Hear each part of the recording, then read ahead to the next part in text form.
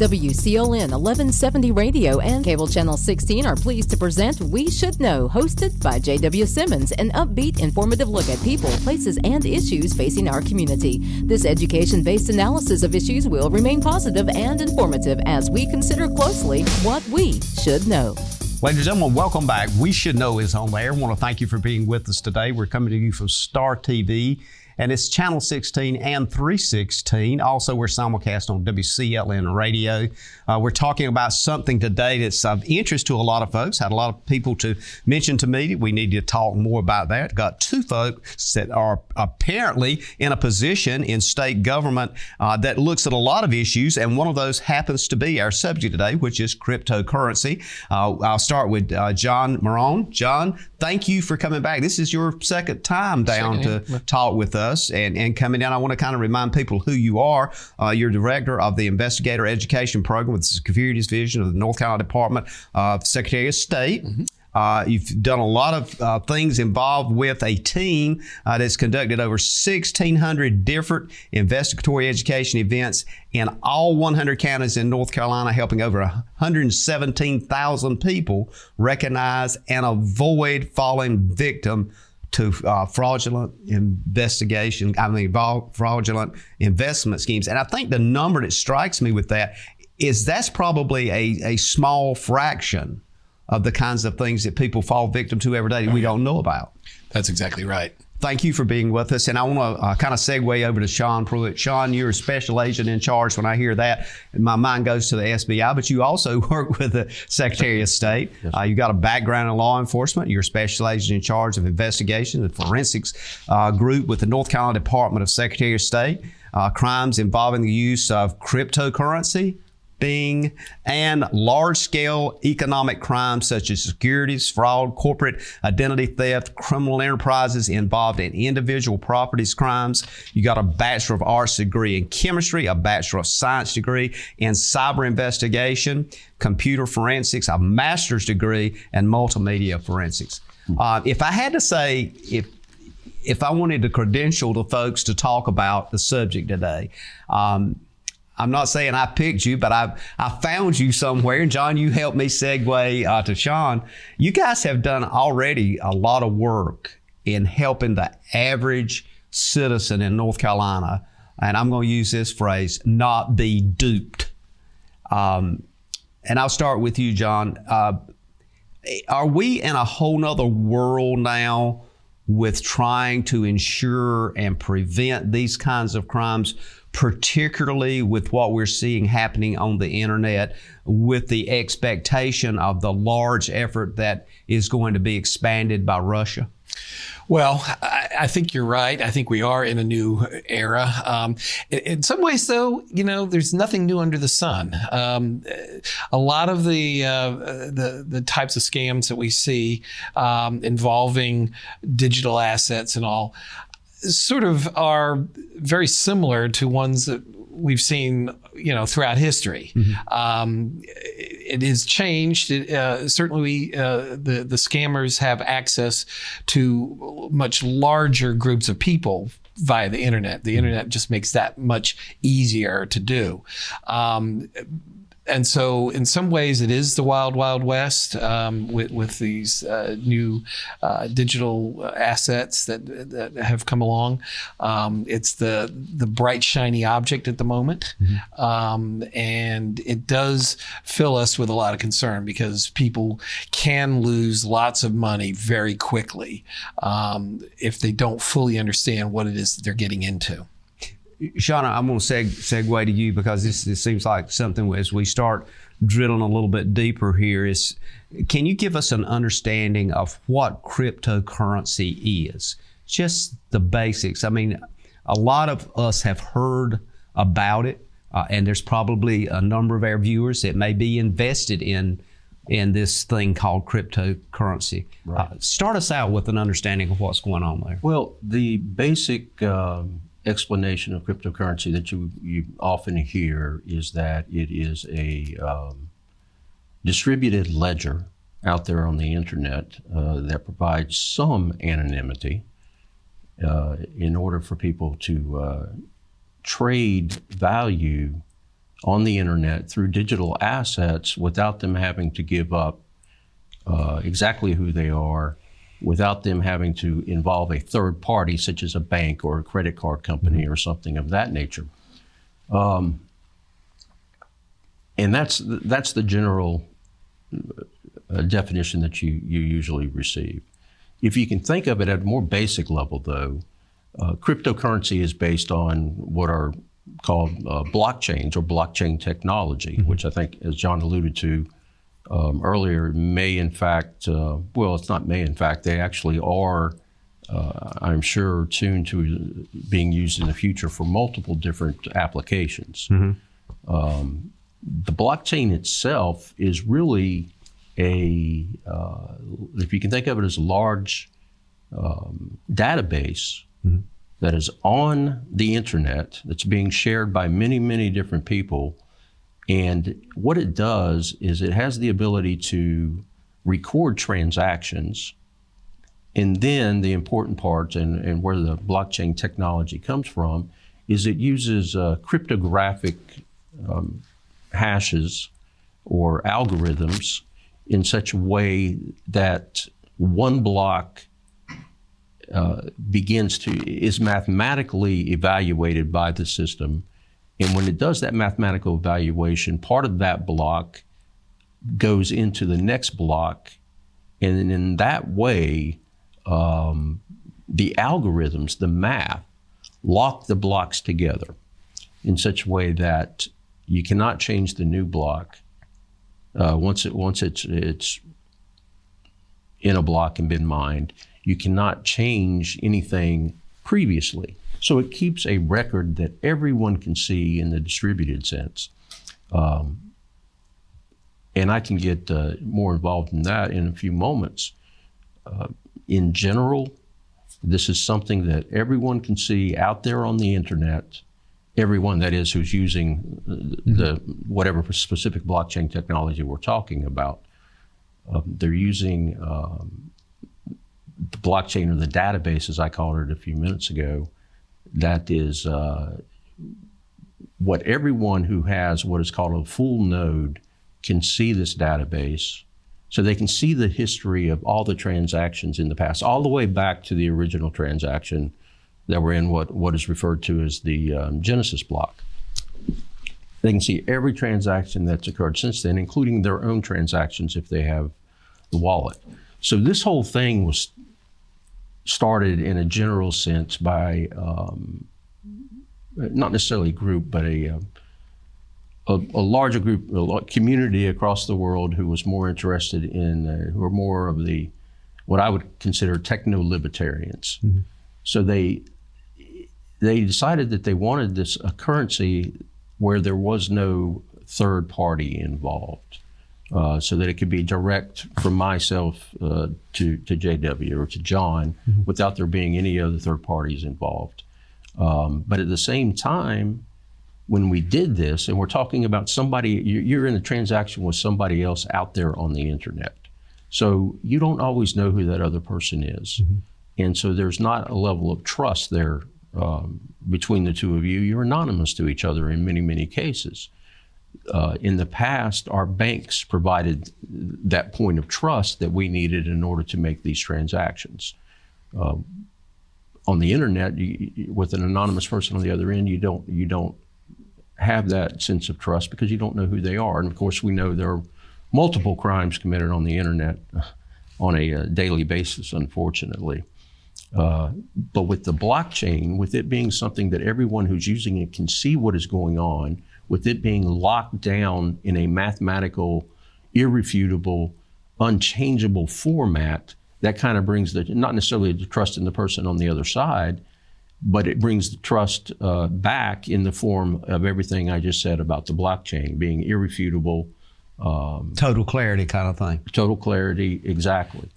And so that's where the community, again, I refer to them as a techno-libertarian type community.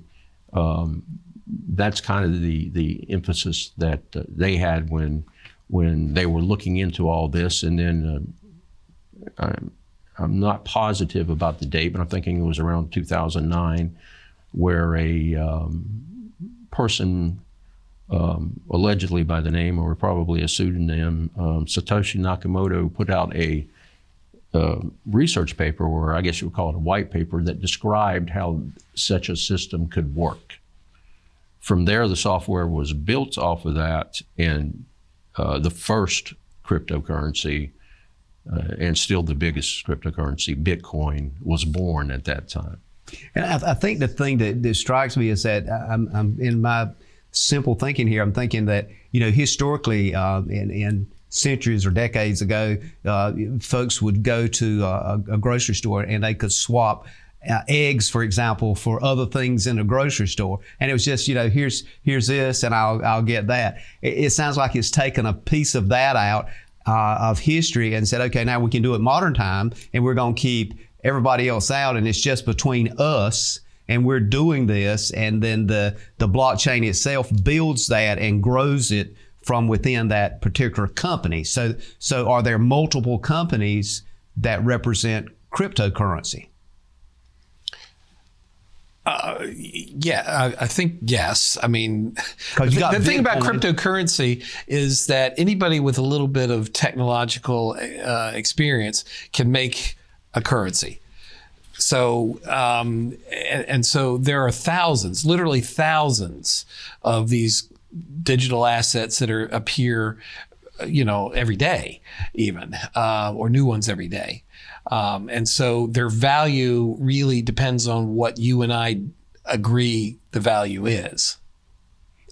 And that determinant factor is what I want to kind of talk about when we come back from this break, is how do we determine, or how is the determining factor of the value determined in the crypto world, and can one blockchain group be much different than the other? When we come back from this break, maybe we can kind of get into that a little bit. Ladies and gentlemen, we'll be back in a moment. We're talking about and trying to understand cryptocurrency and how it may impact your life. Stay tuned. Call a friend. We'll be back in a moment.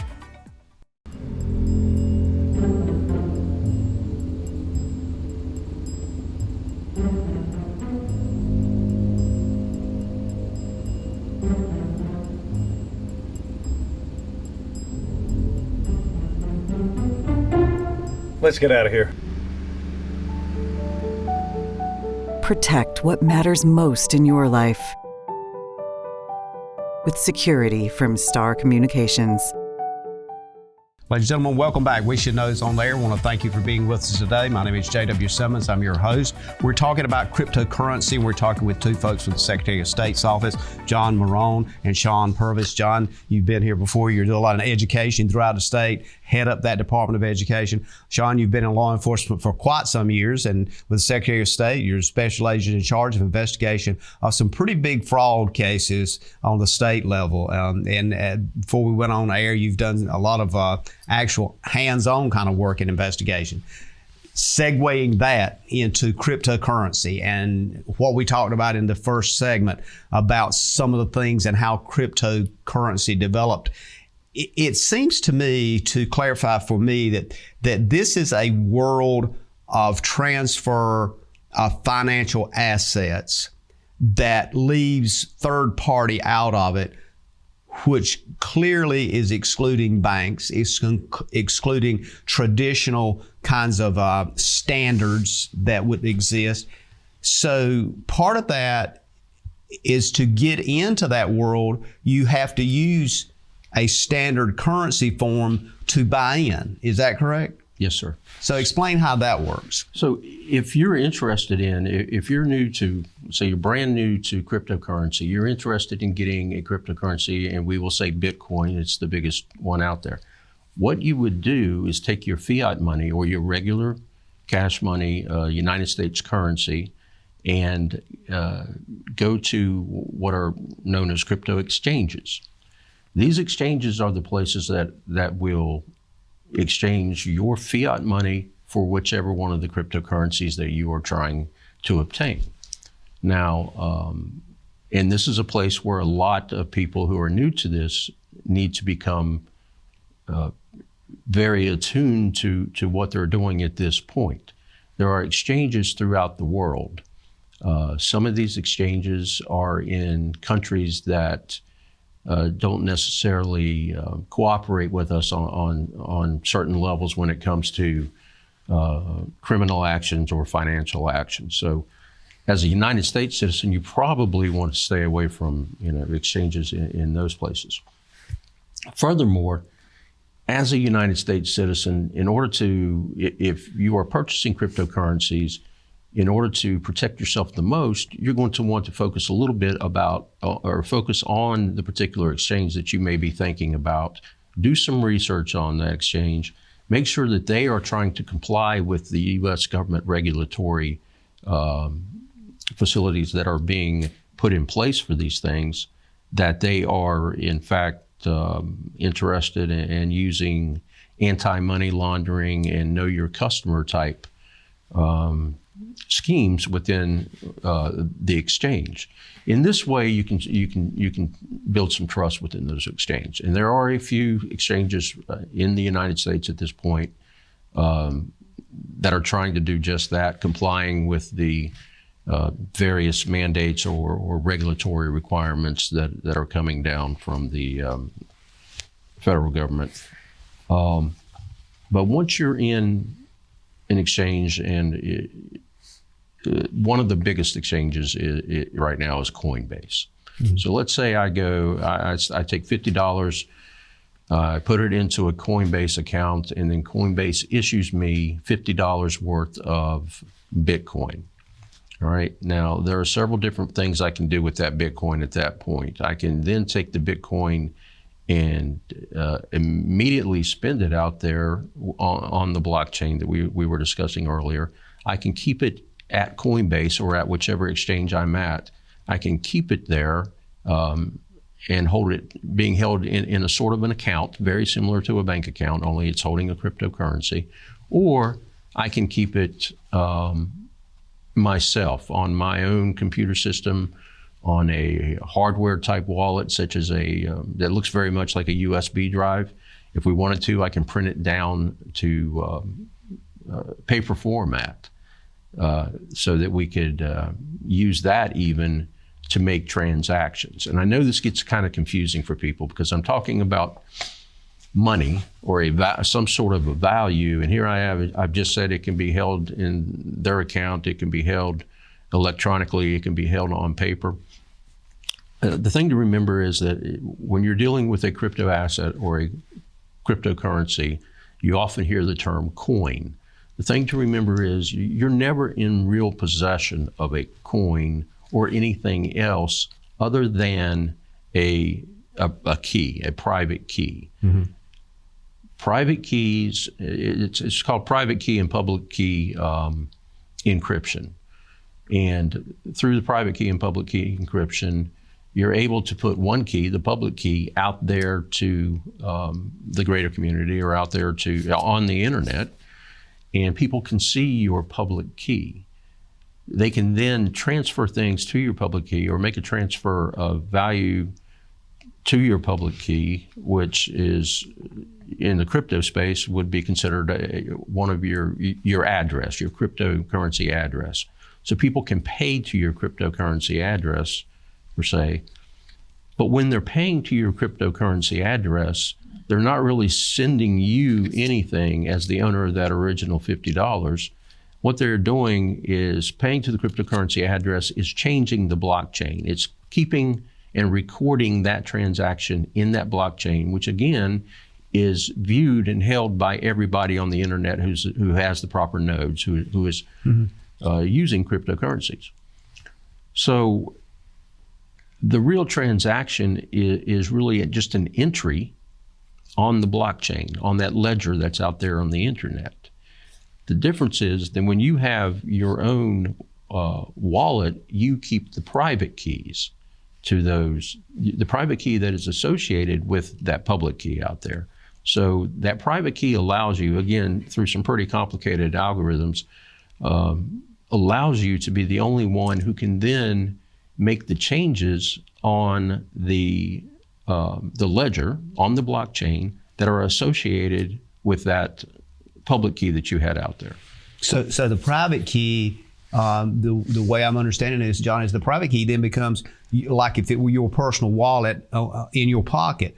That's what you know that you've got. But maybe I've got so much in my pocket, but you guys wouldn't know about it. But once I put it on the public key, then you would know. Is that kind of what I'm... Well, your private key, it's a little different than that, because we're going back to, we would know how much you have in terms of the cryptocurrency. Remember, the cryptocurrency, if you will, if you can imagine it, is really just those transactions on the ledger. That ledger that's out there on the open, on the internet, called the blockchain. So the private key is something that other people can't. A lot of people nowadays are making mistakes with fraudulent individuals who are calling them up or using phishing or whatever and providing their private keys to someone that they don't know. Never, ever, ever give your private key to anyone. That private key is what allows you to make the transactions on the blockchain, on the ledger. That private key allows you to make those transactions that are the basis behind the flow of the funds. So critical piece here, your public key versus the private key, you never give the information out regards to your private key. Right. But yet it's still visible. But the only way anything can be moved is somebody had that encryption for your private key. Exactly. So, John, with what you're doing education-wise, when you look at this, do you see this as if folks don't get dialed into this from an education point of view, do you see this as something that could be a scary, fragile thing that folks may find themselves in when we talk about those keys, that they maybe get confused and start giving out private information about X number, maybe they got $5,000 in Bitcoin, and all of a sudden, oh man, I forgot, and I gave that information. Right, yeah, I mean, people can think of the private key as being like their bank account. Okay, so, if somebody gets a hold of your bank account information, they can drain it. Just like they can if you give them your credit card number, and mother's maiden name and that kind of stuff. They can drain your account. The same with the private key. If you happen to be tricked, fooled into giving that, then the bad guy can get in there and transfer out all of the assets that you have in that digital wallet, and that is certainly something you want to be very careful about not doing. Is this something that you see your division going into more as far as a statewide educational effort to the 100 counties in North Carolina? Well, it is certainly something we talk about. Part of what we have here also is a understanding that we're talking about cryptocurrency as a currency that can be negotiated and you buy and sell stuff using it. That's not something that our agency has any jurisdiction over. Where we have jurisdiction is when people are investing in these cryptocurrencies or investing into a situation in which cryptocurrencies are part of the transaction. So there's a little bit of a difference there. I mean, again, cryptocurrency can be considered like a U.S. dollar bill, and it has that value. If somebody agrees that this cup of coffee is worth 50 Bitcoin or whatever, then that's fine. I buy it for 50 Bitcoin. But we're also talking about where our agency has responsibility is when we're saying, let's invest in this technology, or let's invest in something in which cryptocurrency is part of the transaction. When we come back from break, I want to pick it up from there and talk about the investment piece. Is it something that would be recommended for investment? Is it something we need to be talking to our investment broker about? Ladies and gentlemen, we'll be back in a moment. Stay tuned. We'll start talking about Bitcoin and cryptocurrency. Just because something may work doesn't mean it's right for your business.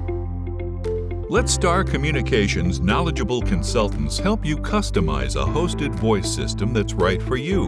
Our dedicated experts work with you to understand your business needs and guide you at every step, from choosing and installing services to ongoing maintenance and support. Contact Star today. Ladies and gentlemen, welcome back. Thank you for being with us. If you just tuned in, the name of the show is We Should Know. I'm J.W. Simmons, your host. We're talking about cryptocurrency. I'm talking with John Maron, who's the Director of Investor Education and Programs for the Securities Division of North Carolina Department of Insurance. And also, we have with us today Shawn Pruett, who is Special Agent in Charge of Investigations and Forensic Sciences Group at the North Carolina Department of the Secretary of State.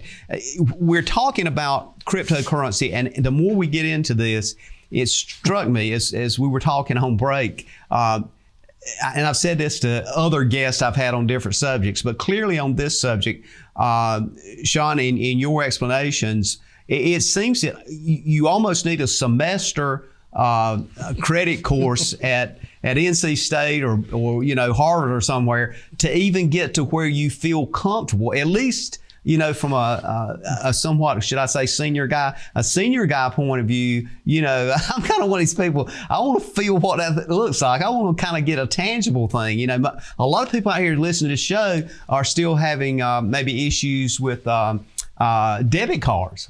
And we're reaching that point that you go to your local grocery store, they don't want to see your cash. They want to see your debit card. They'll put you in a different line with cash. You got to wait longer. You're penalized. Right. So I think that's what I'm hearing, Shawn, when you were talking about Bitcoin, is we really need that piece that John can render, is more education from the investor point of view. Right. Well, certainly investor education is key in understanding any of the stuff that investors are faced with. It is a very confusing world. As you said during the break, there are a lot of people who are interested in this, particularly youngsters. It is sort of a concept that appeals to a lot of kids that grew up in the technological world.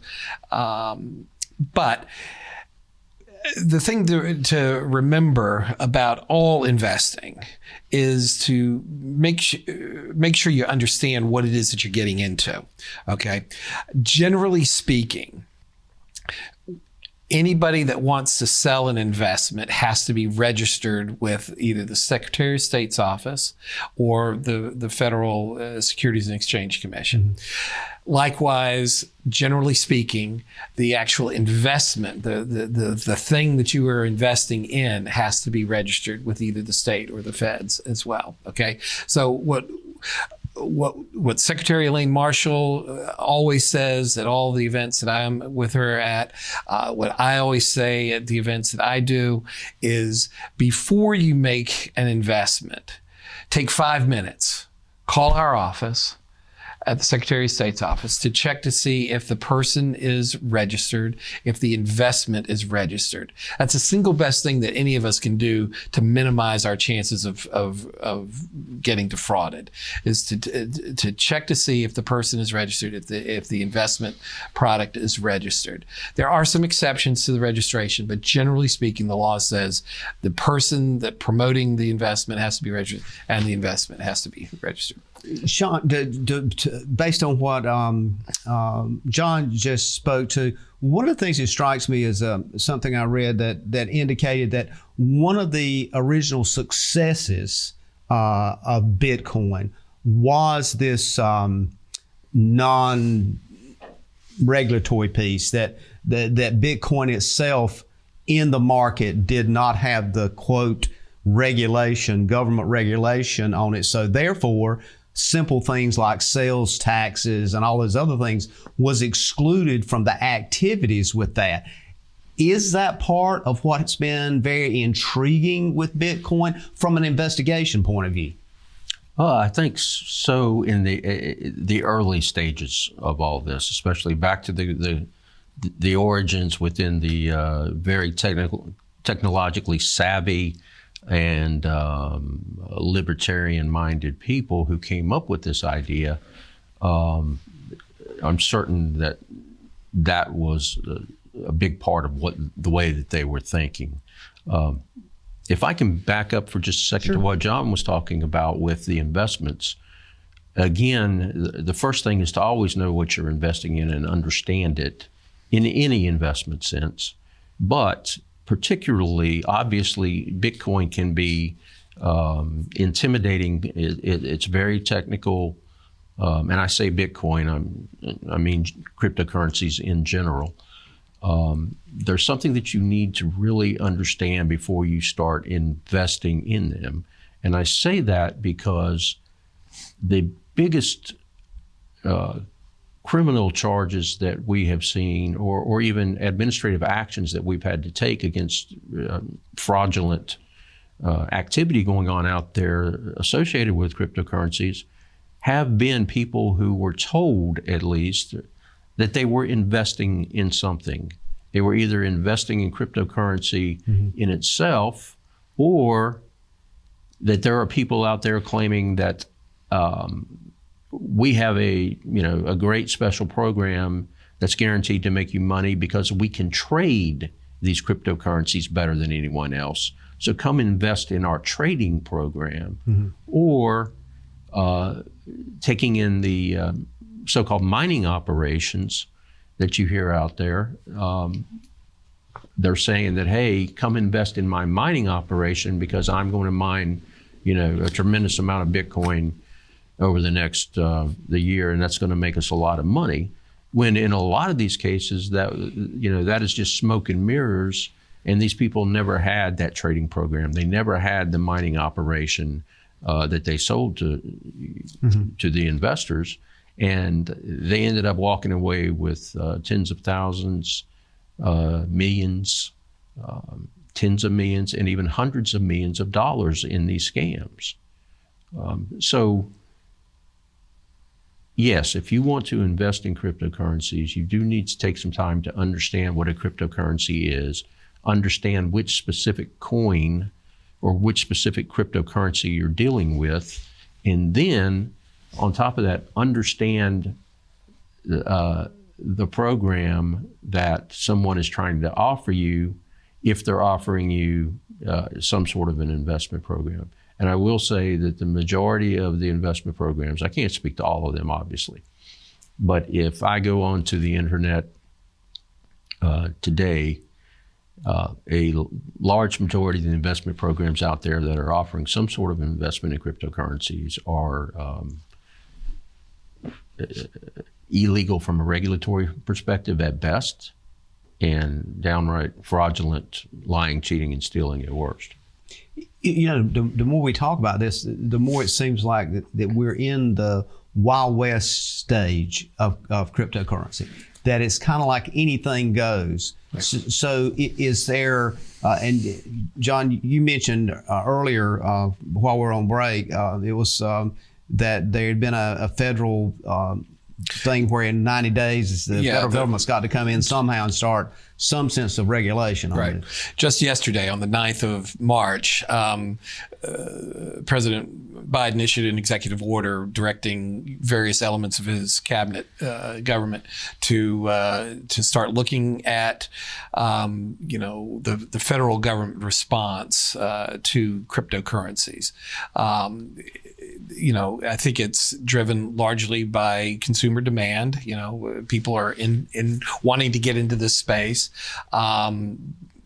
Certainly, current events in Ukraine and Russia have some dealings with this or influence on this. But it is something that the federal government is starting to take seriously and to craft an appropriate response. What kind of a government response can there be in this space? And I think, Shawn, what my next observation would be is somebody that's in charge of the investigation section, as special agent in charge, it kind of puts, it seems to me, it puts you at an interesting place in your team, because you've got to have some violation, a legal standard to operate from an investigatory point of view. Mm-hmm. Is that dicey now in this Wild West world of cryptocurrency? That's an interesting question, and you would think that it would be, but the fact of the matter is that, generally speaking, I think John alluded to it earlier, using cryptocurrencies within these, the criminal part, which I deal with, is basically just, it's the thing that's being sold, right? It's the hype of the day, or it is the actual transaction, it's the actual transfer of value that's taking place when someone is getting ripped off. It's used for the transfer of value. But beyond that, the crimes that are occurring, I can point to and say that they're pretty much the same crimes we've had for ages, because the bottom line is it's going to be securities fraud, wire fraud, mail fraud, those sorts of things that we are seeing a lot of associated with cryptocurrencies. There is, of course, where money is being made in whatever illegal scheme that's going on. There's also the transfer of the money between the players, which generally leads to money laundering type charges as well. So yes, this is all new. Yes, it's kind of a Wild West field out there on the internet right now. Yes, it's very technical, but the crimes that are being committed are just old school crimes wrapped up with a new wrapping. It's kind of like a new flair. One of the things that strikes me as we go to break is that this seems to be, would be a great opportunity for, just my opinion, seems to be a great opportunity for like drug cartels and those kinds of things that could get into a market, especially if there's not any regulation and insight into that market. So as we go to break, maybe we can come back and touch on that. Ladies and gentlemen, we'll be back in a moment talking about cryptocurrency. Clearly, this is going to need additional expansion. Stay tuned. We'll be back in a moment. To get the most out of your electronic devices, you need a strong internet connection and a protected home Wi-Fi network. You need high-speed internet from Star. Star has the fastest, most affordable high-speed internet service available for all your devices. We have no long-term contracts or high-pressure sales. Our service speaks for itself, and switching is hassle-free. We take care of everything with free installation from a local company. High-speed internet from Star. Internet at the speed of life. Thank you for being with us today, folks. We Should Know's on the air. I want to thank you for listening to us each and every week and remind you our email address is weshouldknow@gmail.com. Also, on the subject today of cryptocurrency, if you have questions, we're going to be giving you a telephone number. You can call the Secretary of State's office and hopefully render that question there at some point in time. So again, this show will be uploaded to YouTube, Facebook, and other platforms, but it airs on Tuesdays, each and every Tuesday at 2:30. There's replays at 7 p.m. Tuesday, Thursday on Star Communications TV, 16 and 316. And again, as you know, we're simulcast on radio. So you may be listening to the show today on WCLN radio. I want to get back to our guest today, and that would be John Maron, Director of Education, Investor Education Program with Secretary of State's Office, and Shawn Pruett, who's Special Agent in charge of investigations, Secretary of State Office. This is the cautionary tale of cryptocurrency, I think is what we're talking about. Because as this thing continues to unfold, we can look at the kind of parameter and probably the takeaway today is something, John, that you mentioned, is the validation of something that you're going to put your money in.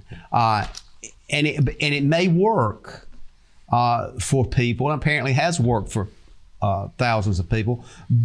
But at the same time, if you're cautious enough, if you're a cautious investor, you're going to look for concreteness. Would that be a valid point? Yeah, I think what we try to caution people is, we're not going to say that investing in cryptocurrency is a bad thing. Okay. It may be something that, you want to get invested in, and that's fine. But what we always tell people to do is to do a little bit of due diligence. Treat investing as a business decision, because that's what it is. Okay, it's a business decision. You wouldn't go out and buy the first car that you saw or the first house or something like that. So you would check around. You'd kick the tires. You'd ask people. You'd look at consumer reports. You'd get some validation from a lot of different sources. You wouldn't just take the word of some website that you see on the computer, or a phone call from somebody that you don't know. Or an email. You would do some due diligence, and we encourage people to use the Secretary of State's office, the resources that we have. As I said earlier, generally speaking, anybody that's selling an investment has to be registered with us, as does the actual investment product itself. So take a few minutes, call us, and I'm going to provide you with some resources that you can share with your viewers and listeners of other agencies like the SEC, the Commodity Futures Trading Commission, the FTC, the IRS, places like that have good information out there that will help people become better informed investors. We don't want people to just lose their hard-earned money. That serves no productive purpose.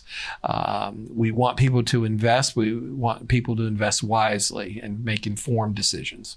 Shawn, as an investigator and the agent in charge of investigations, is this a particular challenge for you when you look at it particularly from a criminality point of view? It is a huge challenge, actually, but we've kind of, the challenge started back in, over 20 years ago when we went to the internet, and now cryptocurrencies are just just the latest expansion of those challenges. And as it's always said, that the bad guys seem to be ahead of the curve, and it's always the police were the ones always trying to catch up. But we do catch up. We recognize cryptocurrencies sometime back were going to be an issue, so we began training on it. Again,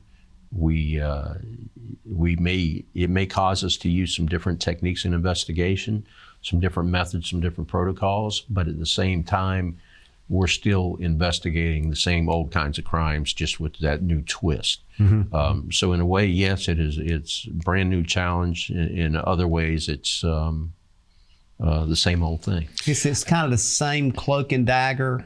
Maybe the cloak has been changed to a different color or what have you, but sure, it's the same kind of thing. So if you think about cryptocurrencies being a currency that is being used for money laundering or for transfer of illegal funds, and I do want to point out that I'm an investigator, a criminal investigator, so whenever I'm going to talk about cryptocurrencies most time, that's the kind of thing I'm talking about.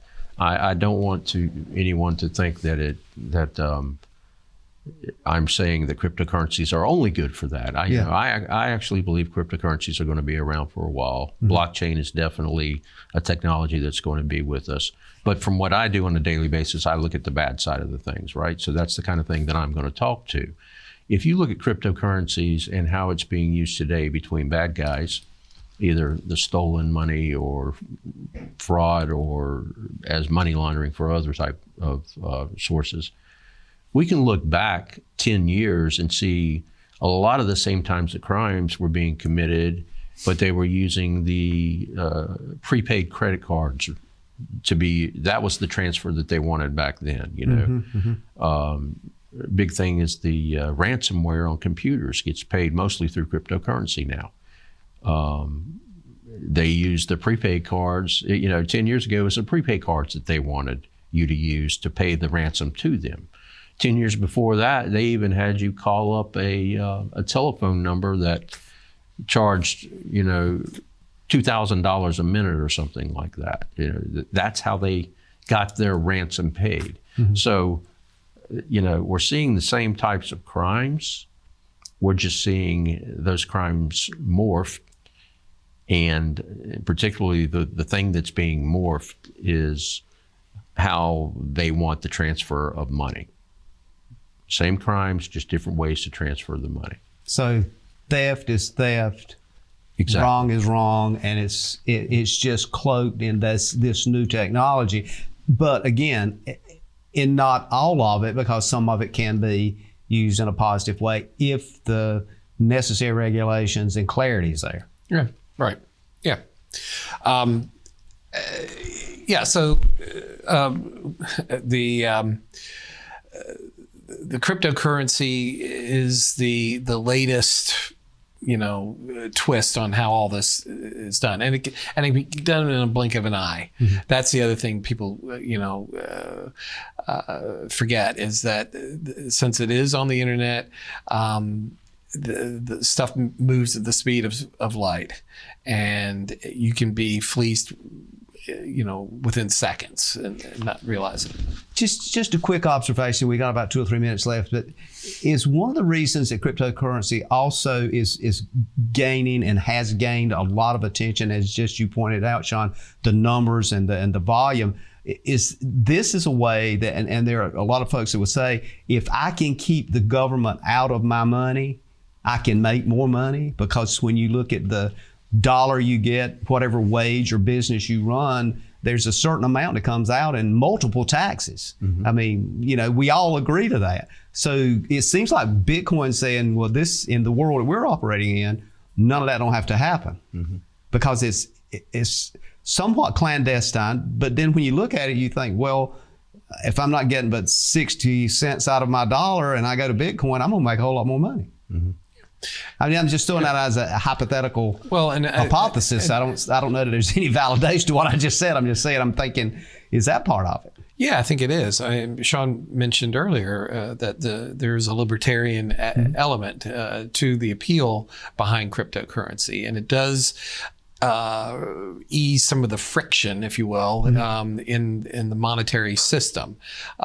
If I can pay you directly and not have to go through a third party, then I'm not having to pay the overhead or whatever that goes into the maintenance of that third party. Mm-hmm. But what that third party, again, as Shawn has mentioned, imparts to the transaction is a level of trust. Yeah. And so that's where there's some issues with the use of cryptocurrency is how do you trust who it is that you're doing business with? And that's where the validation of the blockchain comes in to play, is sort of provide some of that. We'll come up on close of the show. I'll give you about 20 seconds apiece. Anything you want to touch on, and I'll start with you, Shawn. That cryptocurrencies, blockchain technology, I believe that they are definitely useful. They're going to be around for a long time, but at the same time, because of their volatility and the amount of money that you see involved, it has caught people's attention. And whenever something catches people's attention, from the sense of making money, it also catches the fraudsters' attention, and they start creating frauds that they want to take out there or to impose upon the citizens out there. The primary thing is to understand what it is, what kind of a transaction. If you're going to get involved in cryptocurrencies, make sure you learn and understand cryptocurrencies and understand what someone is asking you to invest in. About 15 seconds. I can't improve upon that answer. I think Shawn hit it on the head. Understand what it is that you're getting into. Treat it as a business decision. Think with your head, not your heart. Absolutely. Well, I thank both of you for being with us and taking time to come down and have a conversation. This seems to be one of those subjects that could have a kind of, at the end of the show today, we'll put to be continued. I think probably a month from now, 6 months from now, we could have a different conclusion and observation. So again, thank you for your time. Thank you for the contribution you make to North Carolina, both of you, for the work you've done. And by all means, thank you for saving the people you've been able to save. Well, we appreciate the opportunity. Absolutely. Ladies and gentlemen, thank you for being with us, and we look forward to seeing you again next week right here on We Should Know. And as always, as we go to close, each and every week, we try to remind you of one thing: may God bless you. Thank you for tuning in to this week's episode of We Should Know with host J.W. Simmons. If you have a question, comment, or suggestion regarding this or any episode, please send your emails to weshouldknowedu@gmail.com. And remember to tune in every Tuesday at 2:30 for another informative episode of We Should Know.